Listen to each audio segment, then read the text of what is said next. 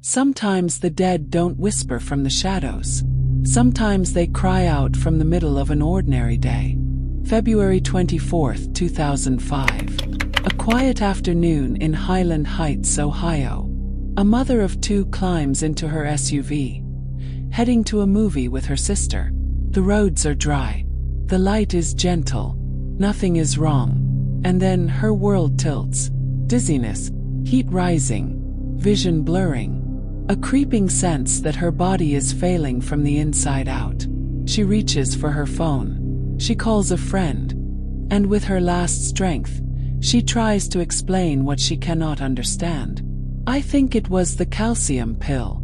Minutes later, her SUV drifts across lanes, taps another vehicle, and glides into a tree with no attempt to brake. The damage is minor, but the woman inside is dying.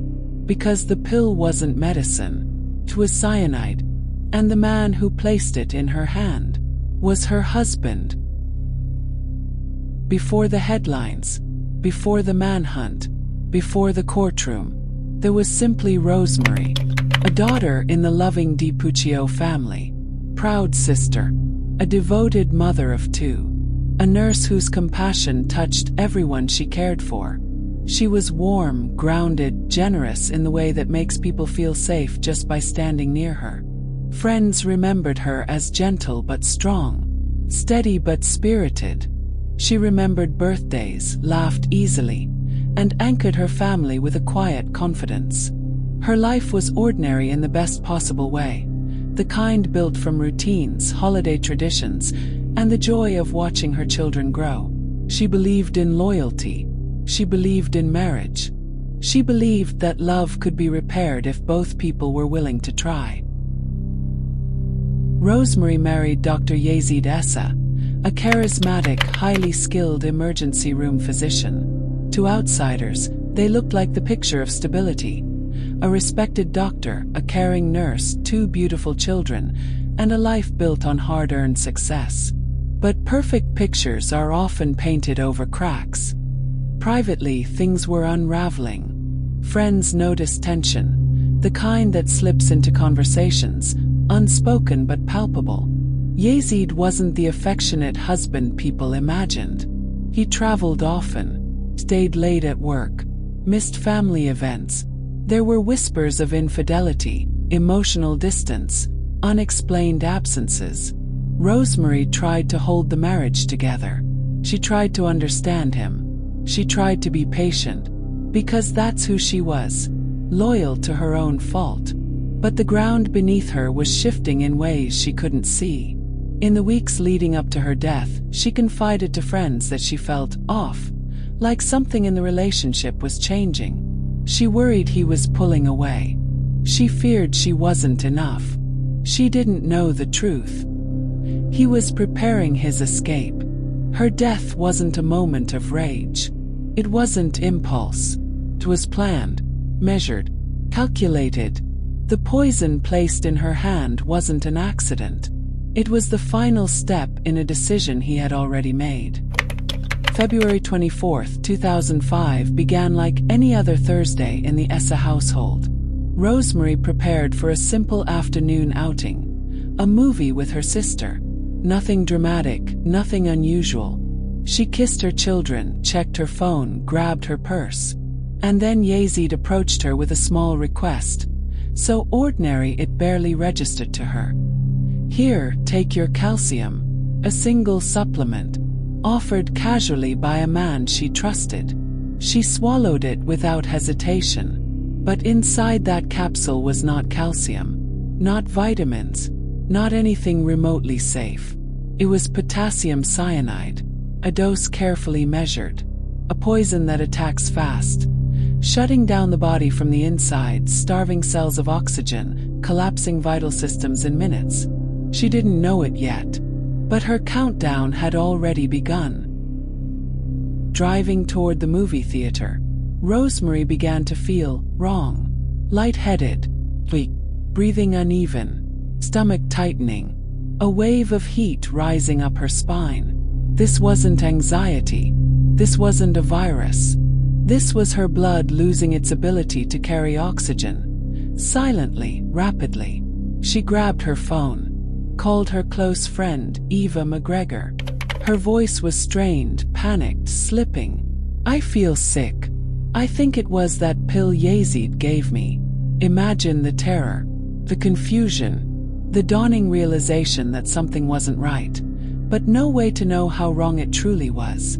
Eva told her to pull over, to call 911. Rosemary tried, but her body was failing. Seconds later, the SUV drifted across the center line.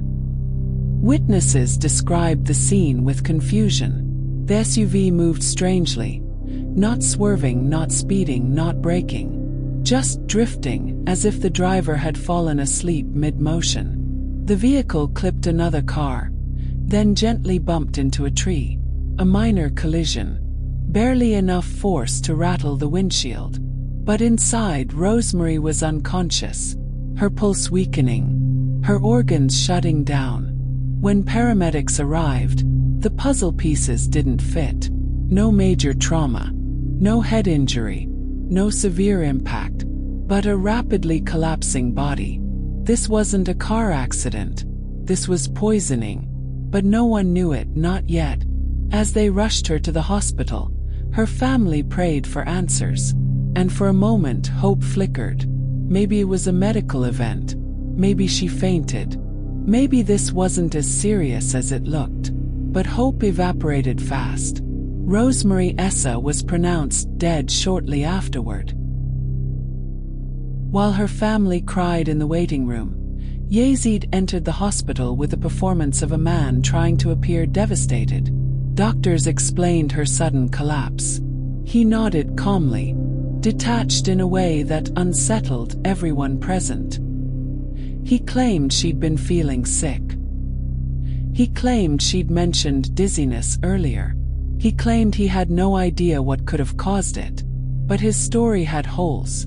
Tiny ones at first, just enough to make people tilt their heads. Why didn't he come sooner? Why did he seem more annoyed than heartbroken? Why did he keep avoiding direct questions? The DiPuccio family noticed. Investigators noticed. Even the nurses, familiar with grief, noticed. Something was wrong with this picture. And the truth was on its way.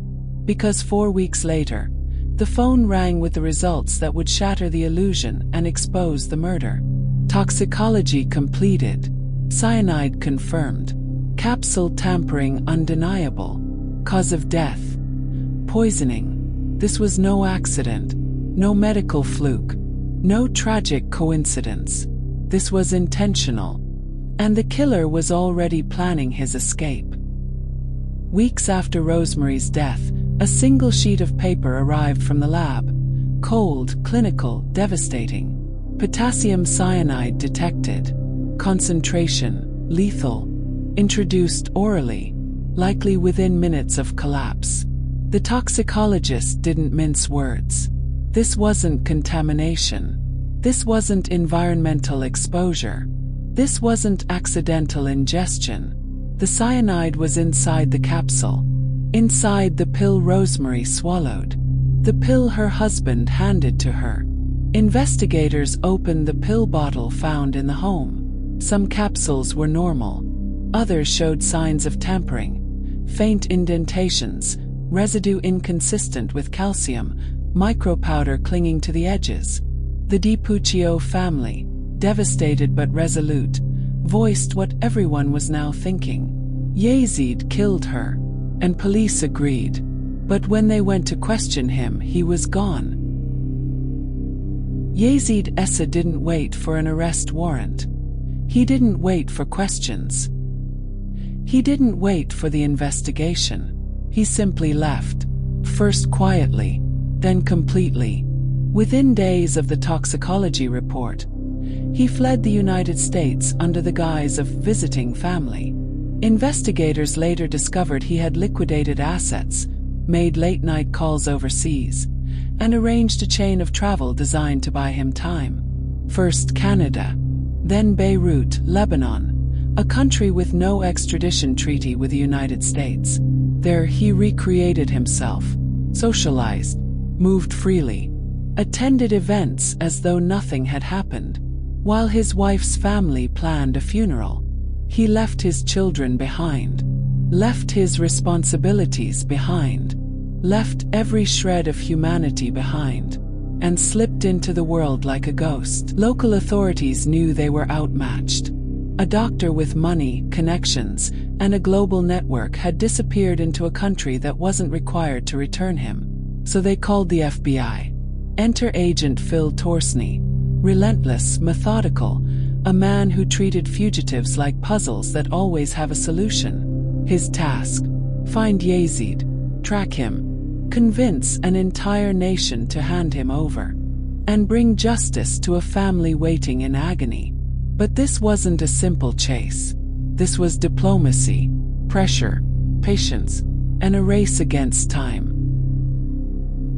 For months, Torsney built a case that crossed continents. Financial transfers in Yazid's name, movements within Lebanon, new relationships he formed, community members who whispered about the American doctor under suspicious circumstances. Lebanese news outlets picked up the story. Pressure began to grow. Suddenly, Yazid wasn't a visiting doctor.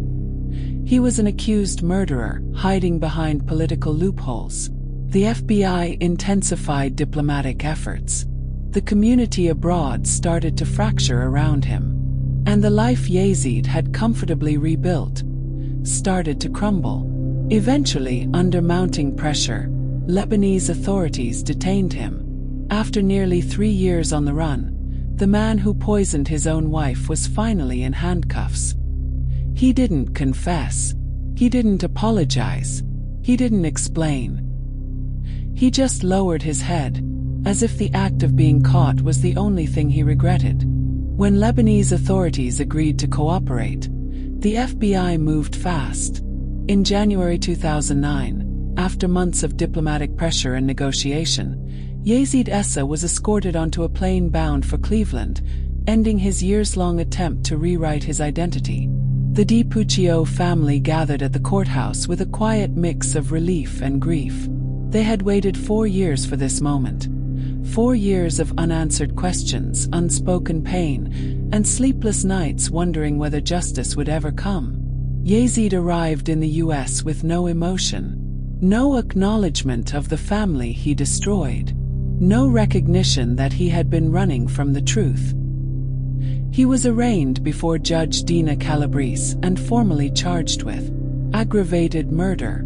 For the first time since the day Rosemary died, the truth finally had a chance to speak louder than his lies.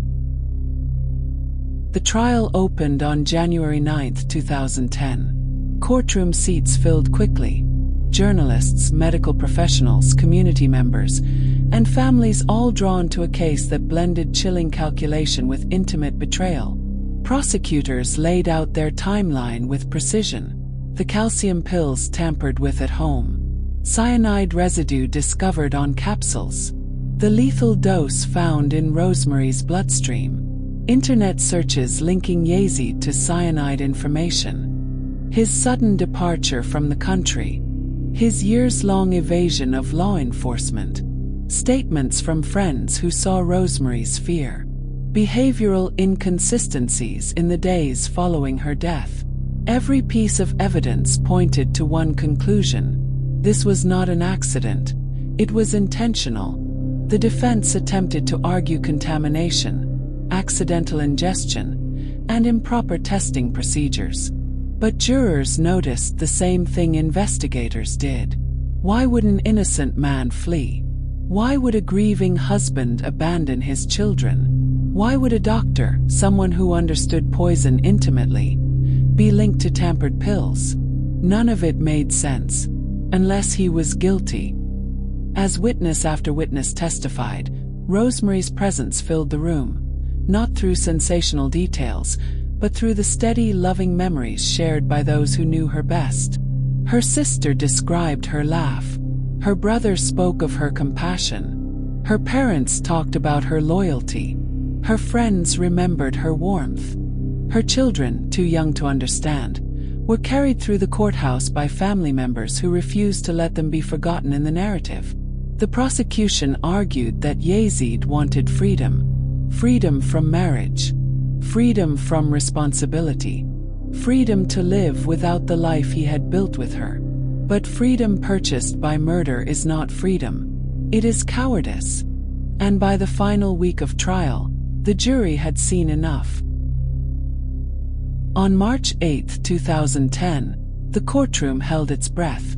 The verdict was read slowly, each syllable echoing through the chamber like a final reckoning. Guilty of aggravated murder. There was no gasp from Yazid, no tears, no apology, only the stillness of a man who believed he could outrun justice, and failed. Judge Calabrese sentenced him to life in prison with the possibility of parole after 20 years.